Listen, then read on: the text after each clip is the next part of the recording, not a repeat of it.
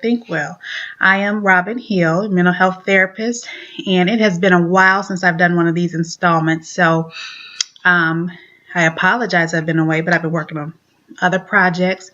One of them is my radio show, Mind Healing Conversations, which I'll discuss at the end. But a topic that I shared on the show just yesterday is why I wanted to do this installment today. I was talking about grief for a moment. And with Mother's Day that just passed yesterday, I've noticed a lot of overwhelming grief, and I wanted to touch on that topic today, just briefly to address unresolved grief and people who are stuck in grief. Now, rightfully so, a lot of people are grieving the loss of mothers or loss of children. And if you are dealing with a loss and are grieving, rightfully so. That is the rightful response to losing someone. And when you are approached by the memory of that loss and you're missing that person, sadness is the proper emotion for dealing with that loss. So sadness and grief are appropriate emotional responses. At the same time, some people are struggling with moving on with their lives. They feel stuck. Years have passed and the intensity of the emotions are still the same as if it first began. And that's what I want to talk on for just a couple minutes today. What causes us to get stuck in grief? And what I've found with talking with people is that when we lose someone when we start to lose someone, we get the bad news that someone is sick or someone is dying, we get stuck in the memory of the bad news. We get stuck in the memory of the funeral, the memory of being at the hospital when the person is leaving. We get stuck in that bad time. And that's the memory that stays with us. We remember the graveyard and that time of them going into the ground. We get stuck in those memories of the negative. And then physically, we go home and we pack them away. We put the pictures away. We put the photo albums away. We put their clothes and everything away. We clear out the home. We clear out everything. We pack everything in the attic. We pack everything in the basement. And then psychologically, we've packed them away as well. All the memories of their life, all the memories of who they are, the essence of who they are, we pack them away.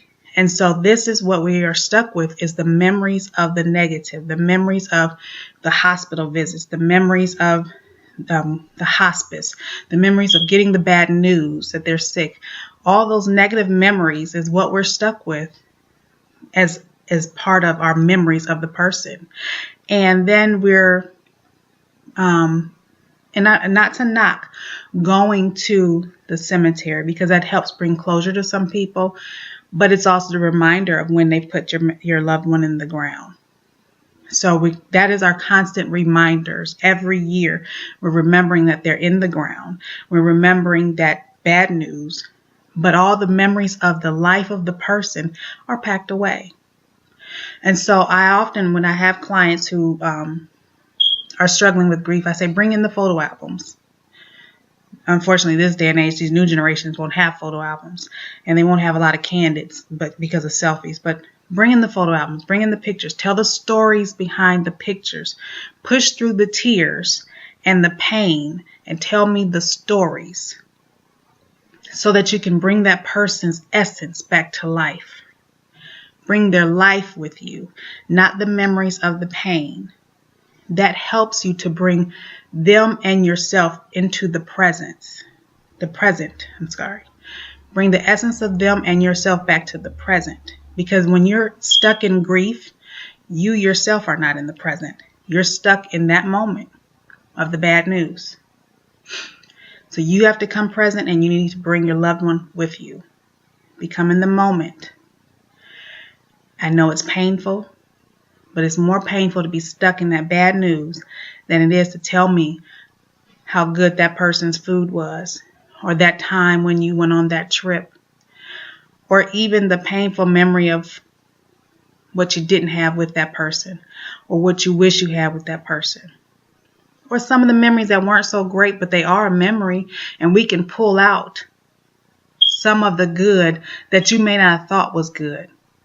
You know, you sat and you watched that person fix cars. They did instill something in you. You might have got a work ethic from that person. So by bringing what you do have, what memories you do have, you might find some gems in there. But we have to unpack the life of that person and not just the bad news. So that's what I just wanted to give you to help you get unstuck in your grief. Bring their life into the present.